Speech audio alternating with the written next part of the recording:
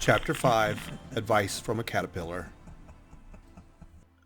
The caterpillar and Alice looked at each other for some time in silence. At last the caterpillar took the hookah out of its mouth and addressed her in a languid, sleepy voice. "Who are you?" said the caterpillar. This was not an encouraging opening for a conversation. Alice replied rather shyly, I hardly know, sir, just at present. At least, I know who I was when I got up this morning, but I think I must have been changed several times since then." "What do you mean by that?" said the caterpillar sternly. "Explain yourself." "I can't explain myself, I'm afraid, sir," said Alice, "because I'm not myself, you see." "I don't see," said the caterpillar. "I'm afraid I can't put it more clearly," Alice replied very politely, "for I can't understand it myself to begin with, and being so many different sizes in a day is very confusing." "It isn't," said the caterpillar.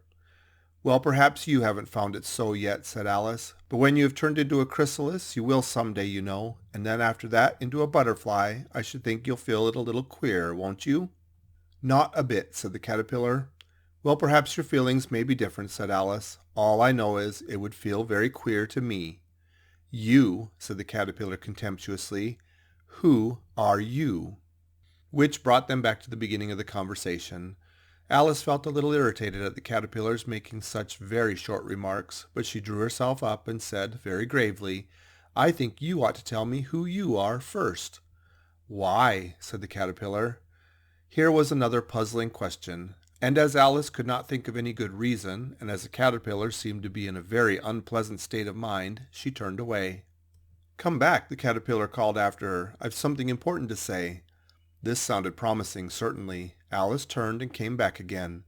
"Keep your temper," said the caterpillar. "Is that all?" said Alice, swallowing down her anger as well as she could.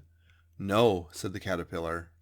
Alice thought she might as well wait, as she had nothing else to do, and perhaps after all it might tell her something worth hearing. For some minutes it puffed away without speaking, but at last it unfolded its arms, took the hookah out of its mouth again, and said, "So you think you're changed, do you?"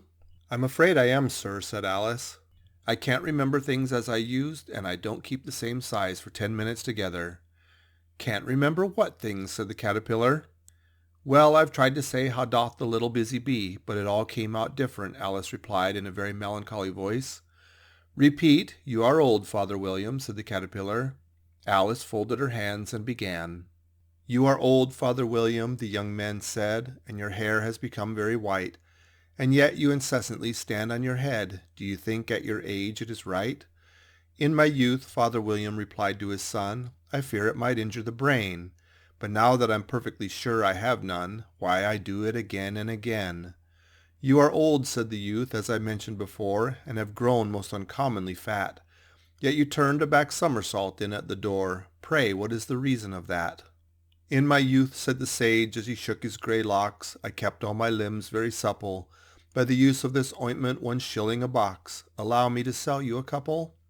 "You are old," said the youth, "and your jaws are too weak for anything tougher than suet. Yet you finished the goose with the bones and the beak. Pray, how did you manage to do it?" "In my youth," said his father, "I took to the law and argued each case with my wife, and the muscular strength which it gave to my jaw has lasted the rest of my life." "You are old," said the youth. "One would hardly suppose that your eye was as steady as ever. Yet you balanced an eel on the end of your nose. What made you so awfully clever?" "I have answered 3 questions, and that is enough," said the father. "Don't give yourself airs. Do you think I can listen all day to such stuff? Be off, or I'll kick you downstairs." "That is not said right," said the caterpillar. "Not quite right, I'm afraid," said Alice timidly. "Some of the words have got altered." "It is wrong from beginning to end," said the caterpillar decidedly, and there was silence for some minutes. The caterpillar was the first to speak. "What size do you want to be?" it asked. "Oh, I'm not particular as to size," Alice hastily replied. "Only one doesn't like changing so often, you know." "I don't know," said the caterpillar. Alice said nothing. She had never been so much contradicted in her life before, and she felt she was losing her temper. "Are you content now?" said the caterpillar. "Well, I should like to be a little larger, sir, if you wouldn't mind," said Alice. 3 inches is such a wretched height to be." "It is a very good height indeed," said the caterpillar angrily, rearing itself up as it spoke. It was exactly 3 inches high. "But I'm not used to it," pleaded poor Alice in a piteous tone, and she thought of herself. I wish the creatures wouldn't be so easily offended. You'll get used to it in time, said the caterpillar, and it put the hookah into its mouth and began smoking again. This time Alice waited patiently until it chose to speak again. In a minute or two the caterpillar took the hookah out of its mouth and yawned once or twice and shook itself. Then it got down off the mushroom and crawled away in the grass, merely remarking as it went, "One side will make you grow taller, and the other side will make you grow shorter." One side of what? The other side of what? Thought Alice to herself. Of the mushroom, said the caterpillar, just as if she had asked it aloud, and in another moment it was out of sight. Alice remained looking thoughtfully at the mushroom for a moment, trying to make out which were the two sides of it, and as it was perfectly round, she found this a very difficult question. However, at last she stretched her arms around as far as it would go and broke off a bit of the edge with each hand. "And now which is which?" she said to herself, and nibbled a little of the right-hand bit to try the effect. The next moment she felt a violent blow underneath her chin. It had struck her foot. She was a good deal frightened by this sudden change, but she felt that there was no time to be lost as she was shrinking rapidly, so she set to work at once to eat some of the other bit. Her chin was pressed so closely against her foot that there was hardly room to open her mouth, but she did it at last and managed to swallow a morsel of the left-hand bit. "Come, my head's free at last," said Alice in a tone of delight, which changed into alarm in another moment when she found that her shoulders were nowhere to be found. All she could see when she looked down was an immense length of neck, which seemed to rise like a stalk out of a sea of green leaves that lay far below her. "What can all that green stuff be?" said Alice, "and where have my shoulders got to? And oh, my poor hands, how is it I can't see you?" She was moving them about as she spoke, but no result seemed to follow except a little shaking among the distant green leaves. There seemed to be no chance of getting her hands up to her head. She tried to get her head down to them and was delighted to find that her neck would bend about easily in any direction, like a serpent. She had just succeeded in curving it down into a graceful zigzag and was going to dive in among the leaves, which she found to be nothing but the tops of the trees under which she had been wandering, when a sharp hiss made her draw back in a hurry. A large pigeon had flown into her face and was beating her violently with its wings. "Serpent!" screamed the pigeon. "I'm not a serpent," said Alice indignantly. "Let me alone." "Serpent, I say again," repeated the pigeon, but in a more subdued tone, and added with a kind of sob, "I've tried every way, and nothing seems to suit them." "I haven't the least idea what you're talking about," said Alice. "I've tried the roots of trees, and I've tried banks, and I've tried hedges," the pigeon went on without attending to her. "But those serpents, there's no pleasing them." Alice was more and more puzzled, but she thought there was no use in saying anything more until the pigeon had finished. "As if it wasn't trouble enough hatching the eggs," said the pigeon, "but I must be on the lookout for serpents day and night. Why, I haven't had a wink of sleep these 3 weeks. "I'm very sorry you've been annoyed," said Alice, who was beginning to see its meaning.